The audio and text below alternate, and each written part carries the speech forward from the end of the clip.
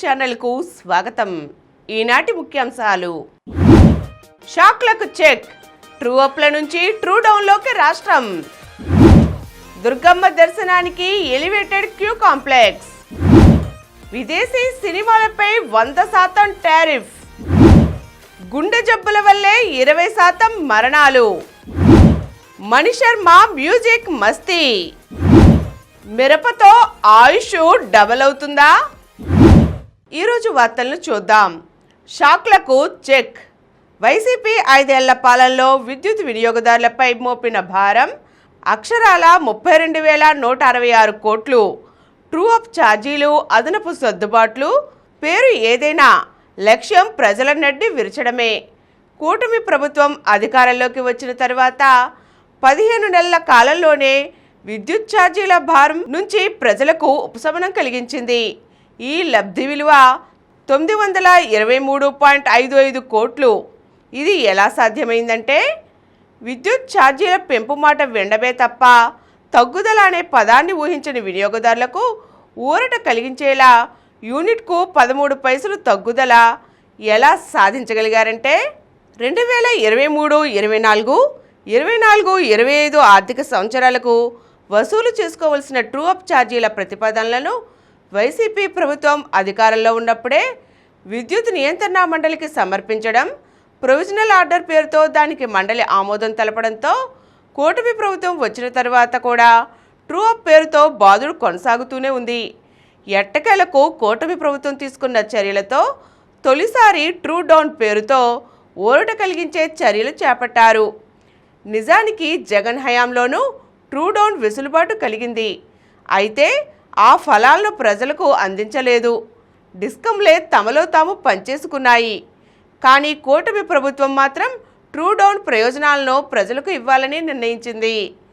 తమకు కలిగిన లబ్ధిని డిస్కంలు తిరిగి ప్రజలకు ఇచ్చేయడం 1999లో విద్యుత్ నియంత్రణ మండలి ఏర్పడిన తర్వాత ఇదే తొలిసారి. విదేశీ సినిమాలపై 100% టారిఫ్. అమెరికా అధ్యక్షుడు డొనాల్డ్ ట్రంప్ సోమవారం మరోసారి టారిఫ్ల కొరడా జలిపించారు. ఈసారి విదేశీ సినిమాలపై సుంకాలను 100% మేర పెంచుతున్నట్లు వెల్లడించారు. ఇందుకు సంబంధించిన వివరాలను తర్వాత ప్రకటిస్తామని తెలిపారు. వినోద తయారీ రంగాల ఉద్యోగాలను తిరిగి అమెరికాకు తీసుకొచ్చేందుకు ఈ నిర్ణయం తీసుకున్నట్లు తెలిపారు. ఈ మేరకు ట్రూత్ సోషల్లో పోస్టులు పెట్టారు. హాలీవుడ్పై దృష్టి సారించిన ఆయన విదేశీ పోటీదారుల కారణంగా సినిమా పరిశ్రమపై అమెరికా ఆధిపత్యం తగ్గిందని అభిప్రాయపడ్డారు. మన సినీ నిర్మాణ వ్యాపారాన్ని ఇతర దేశాలు దొంగిలించాయి. ముఖ్యంగా బలహీన, అసమర్థ గవర్నర్ కారణంగా కాలిఫోర్నియా నష్టపోయింది. చిరకాలంగా ముగింపంటూ లేకుండా సాగుతున్న ఈ సమస్యను పరిష్కరించడానికి అమెరికా బయట నిర్మించిన అన్ని సినిమాలపై 100% టారిఫ్ విధించాలని ప్రతిపాదిస్తున్నానని పేర్కొన్నారు. దుర్గమ్మ దర్శనానికి ఎలివేటెడ్ క్యూ కాంప్లెక్స్. గోదావరి నదికి 2027లో, కృష్ణానదికి 2028లో వచ్చే పుష్కరాలను వైభవంగా నిర్వహిస్తామని ముఖ్యమంత్రి చంద్రబాబు తెలిపారు. ప్రభుత్వం చేపట్టే మంచి పనులకు కనకదుర్గమ్మ ఆశీస్సులు ఉండాలని, ప్రజలకు సుఖ సంతోషాలు అందించాలని ప్రార్థించానని తెలిపారు. మూల నక్షత్రం సందర్భంగా ఇంద్రకీలాద్రిపై సరస్వతీదేవి అలంకారంలో ఉన్న దుర్గమ్మకు సీఎం చంద్రబాబు దంపతులు సోమవారం ప్రభుత్వం తరపున పట్టు వస్త్రాలు సమర్పించారు. వారికి మంత్రులు ఆనం రామనారాయణ రెడ్డి, కొల్లు రవీంద్ర, ఎంపీ కేసినేని చిన్ని, కలెక్టర్ లక్ష్మీషా, దేవాదాయ కమిషనర్ రామచంద్ర మోహన్, ఈవో సీనా నాయక్తో పాటు వేద పండితులు పూర్వకుంభంతో స్వాగతం పలికారు. రాజగోపురం మెట్ల వద్ద పరివట్టం చుట్టారు. ప్రభుత్వం తరపున సీఎం దంపతులు పట్టు వస్త్రాలు సమర్పించాక అంతరాలయంలో అమ్మవారిని దర్శించుకున్నారు. చంద్రబాబు దంపతులు అంతరాలయంలో ఉండగానే సాధారణ భక్తులకు అమ్మవారి దర్శనాలు కొనసాగించడం గమనార్హం. గతంలో పట్టు వస్త్రాలు సమర్పించేటప్పుడు ముఖ్యులు వచ్చినప్పుడు క్యూలైన్లను ఆపేసేవారు. భక్తులు ఇబ్బందులు పడేవారు. దీనికి భిన్నంగా ఈసారి ముఖద్వారం నుంచే వెళ్లే క్యూను తప్ప మిగిలిన అన్ని వరుసల నుంచి భక్తులను దర్శనానికి అనుమతించారు. ఇంద్రకీలాద్రిని అభివృద్ధి చేసి భక్తులకు మరిన్ని సౌకర్యాలు కల్పిస్తామని చంద్రబాబు ప్రకటించారు. 14 కోట్లతో ఎలివేటెడ్ క్యూ కాంప్లెక్స్ 5 నెలల్లో పూర్తి చేస్తామని ఆయన వెల్లడించారు. మణిశర్మ మ్యూజిక్ మస్తీ. మెలోడీ బ్రహ్మ మణిశర్మ మ్యూజిక్ బీట్స్ మోత మోగించాయి.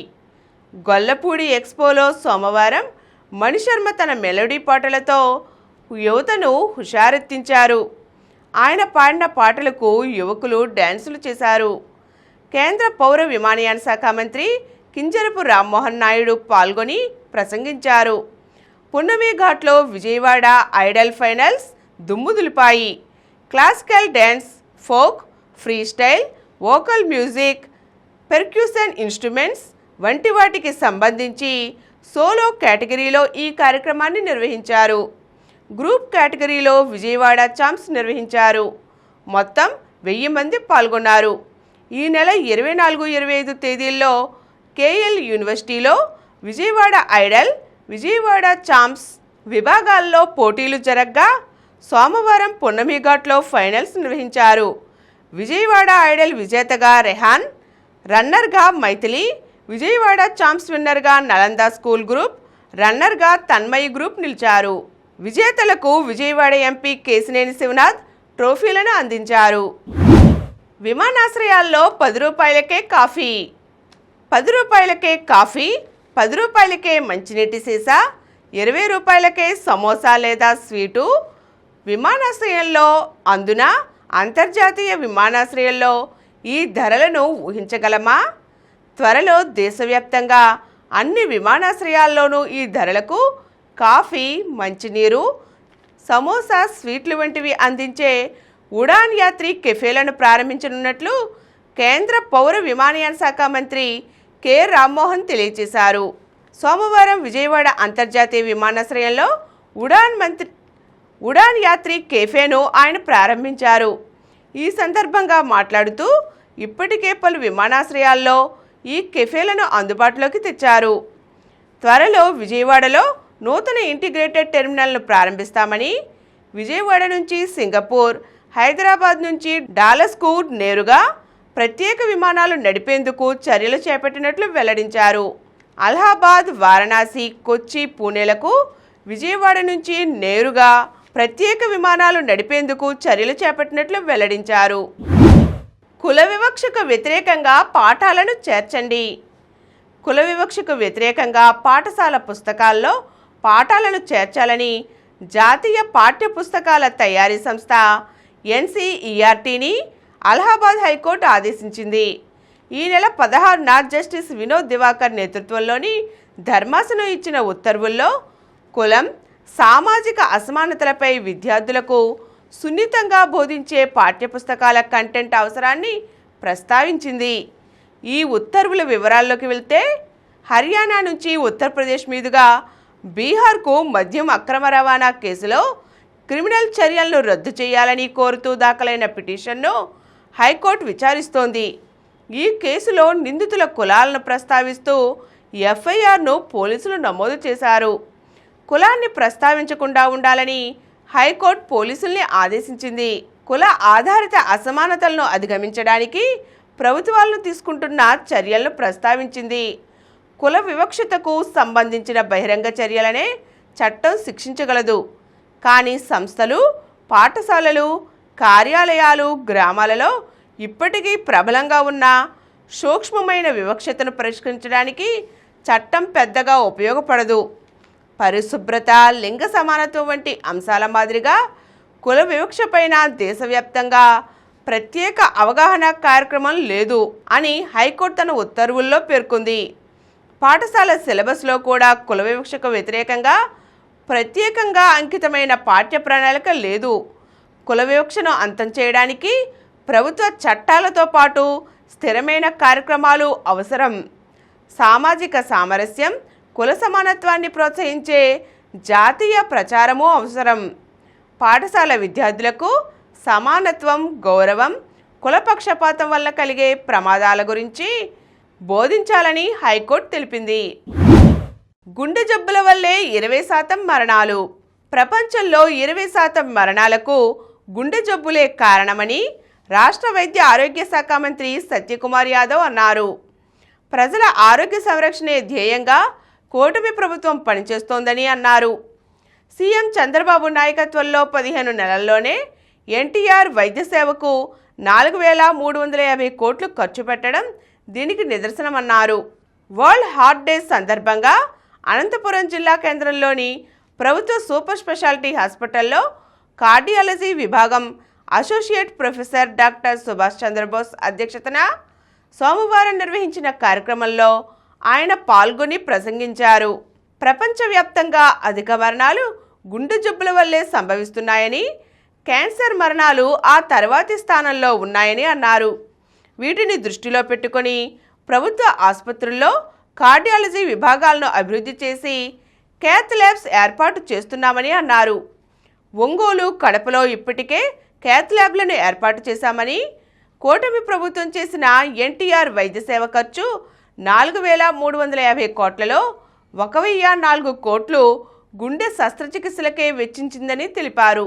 ప్రాణాపాయ స్థితిలో ఉన్న హృద్రోగులను కాపాడేందుకు 2,038 ఏరియా, జిల్లా స్థాయి ఆసుపత్రుల్లో 45,000 ఖరీదైన ఇంజెక్షన్లను అందుబాటులో ఉంచామని, వీటి ద్వారా 15 నెలల్లో 3,450 మంది ప్రాణాలు కాపాడగలిగామని మంత్రి వివరించారు. మిరపతో ఆయుష్ డబుల్ అవుతుందా? కొందరికి కారం అంటే మమకారం. కానీ ఈ కారం కేవలం నోటికి రుచిని అందించడమే కాక గుండెకు మేలు చేస్తుందట. చైనాలోని సిచువాన్ శాస్త్రవేత్తలు తరచూ కారం తినేవారిలో గుండె జబ్బులు, మెదడుకు సంబంధించిన అనారోగ్యాలు దరిచేరవని పేర్కొన్నారు. మరణాల రేటు కూడా 14% తక్కువగా ఉంటుందట. ఇందుకోసం సిచువాన్ శాస్త్రవేత్తలు 50,000 మంది వృద్ధులపైన దాదాపు 9 ఏళ్ల పాటు అధ్యయనం చేశారు. వారంలో 6 రోజుల పాటు కారం తినేవారిలో గుండె జబ్బులు తక్కువగా ఉండటం, మెదడులో రక్తం గడ్డకట్టకపోవడం వంటివి గమనించారు. మనం కారం తిన్నప్పుడు నాలుకపైన చుర్రుమనే భావన కలుగుతుంది. అంతటితో అయిపోదు. అదే నరాల్లో ఒక రకమైన ఉత్తేజాన్ని కలిగిస్తుంది. దీనంతటికీ కారణం కెప్సేసిన్ అనే బయోయాక్టివ్ కాంపౌండ్. అదే మన నరాల్లో నైట్రిక్ ఆక్సైడ్ని విడుదల చేసి గుండె కండరాలపైన భారం పడకుండా చేస్తుందట. వీటితో పాటు కారానికి కొవ్వును కరిగించే గుణం కూడా ఉండటంతో రక్తంలో చక్కెర స్థాయిలు ఎక్కువ తక్కువ కాకుండా కాపాడుతుందట. అలాగే అంతర్గత వాపులు రాకుండాను చేస్తుంది. కనుకనే కారం తినేవారిలో ఆయుష్ పెరుగుతోందని ఈ అధ్యయనం నిరూపించింది. అయితే ఎంత మంచిదైనా మితం ముఖ్యమన్న సూత్రాన్ని మాత్రం పాటించవలసిందే. ఇప్పుడు కొన్ని సంక్షిప్త వార్తలు చూద్దాం. స్త్రీనిధి వాయిదా ఇక నేరుగా కట్టేయొచ్చు. స్త్రీనిధి కింద తీసుకున్న రుణంలో సభ్యురాలు చెల్లించిన నెల వాయిదాలో సగం కట్టి మిగతా సగం ఇతర వాటికి వినియోగించుకోవడం, ఒకరు చెల్లించిన మొత్తాన్ని మరొకరి పేరు మీద జమ చేయడం వంటి తప్పిదాలు పునరావృతం కాకుండా కాప్స్ రికవరీ యాప్ను కనుగొన్నారు. దరఖాస్తు చేసుకున్న 48 గంటల్లోనే రుణం మంజూరయ్యేలా కొత్త విధానాన్ని ప్రవేశపెట్టారు. అన్నా నీకు ప్రత్యేక బహుమతి. లోకేష్కు తన క్యాప్ బహుకరిస్తున్నట్లుగా క్రికెటర్ తిలక్ వర్మ వీడియో. తమ్ముడు, నీ బహుమతి నాకెంతో ప్రత్యేకమంటూ స్పందించిన మంత్రి లోకేష్. కృష్ణమ్మ ఉగ్రరూపం. బ్యారేజీ వద్దకు భారీగా చేరిన వరద. కృష్ణానదికి భారీ వరద చేరుతోంది. ఎగువ నుంచి ప్రకాశం బ్యారేజీకి 6,39,737 క్యూసెక్కుల వరద వస్తుండగా 69 గేట్లను పూర్తి స్థాయిలోకి ఎత్తి నీటిని సముద్రంలోకి వదులుతున్నారు. భారత్ చేతికి రాని ఆసియా కప్. పెహల్గాం ఉగ్రదాడి నేపథ్యంలో ఆసియా కప్ ఆరంభం నుంచి భారత క్రికెటర్లు పాకిస్తాన్ ఆటగాళ్లతో స్నేహభావాన్ని ప్రదర్శించకపోవడం, వాళ్లతో కరచాలనానికి తిరస్కరించడం తెలిసిందే. కప్ గెలిచిన అనంతరం కూడా అదే వైఖరి కొనసాగించారు. ఏసీసీ చైర్మన్ మోసిన్ నఖ్వీ నుంచి ట్రోఫీని అందుకోవడానికి నిరాకరించారు. నఖ్వీ పాకిస్తాన్ మంత్రి, ఆ దేశ క్రికెట్ బోర్డు చైర్మన్ కూడా. నఖ్వీ తనతో పాటు ట్రోఫీని భారత ఆటగాళ్లకు దక్కవలసిన పతకాలను తీసుకుని మైదానాన్ని వీడడంతో భారత ఆటగాళ్లు బహుమతి లేకుండా సంబరాలు చేసుకోవలసి వచ్చింది. మహిళల వన్డే ప్రపంచ కప్ నేటి నుంచే. భారత జట్టుపై భారీ అంచనాలు. తొలి మ్యాచ్లో శ్రీలంకతో ఢీ. ఈరోజు మధ్యాహ్నం 3 గంటల నుంచి మ్యాచ్ ప్రారంభం. టాప్ సీడ్కు బోపన్న జోడీ షాక్. జపాన్ ఓపెన్లో భారత అగ్రశ్రేణి టెన్నిస్ ఆటగాడు రోహన్ బోపన్న తెకెరు యుజికితో కలిసి సత్తా చాటాడు. సోమవారం జరిగిన మ్యాచ్లో బోపన్న యుజికి జోడీ top seed Christian Harrison Ivan King జంటపై విజయం సాధించి ఫైనల్కు దూసుకు వెళ్ళింది. మరిన్ని వార్తా విశేషాలతో రేపటి సమరం న్యూస్లో తిరిగి కలుద్దాం. Thank you. ప్రతిరోజు వార్తా విశేషాల కోసం అనతి కాలంలోనే 20 కోట్లకు పైగా వ్యూస్ సాధించిన సమరం ఛానల్ సమర్పించు సమరం న్యూస్ ఛానల్కు సబ్స్క్రైబ్ చేయండి, లైక్ చేయండి, మీ ఫ్రెండ్స్కి షేర్ చేయండి. అలాగే ప్రక్కనున్న గంట సింబల్ని ప్రెస్ చేయడం మర్చిపోకండి.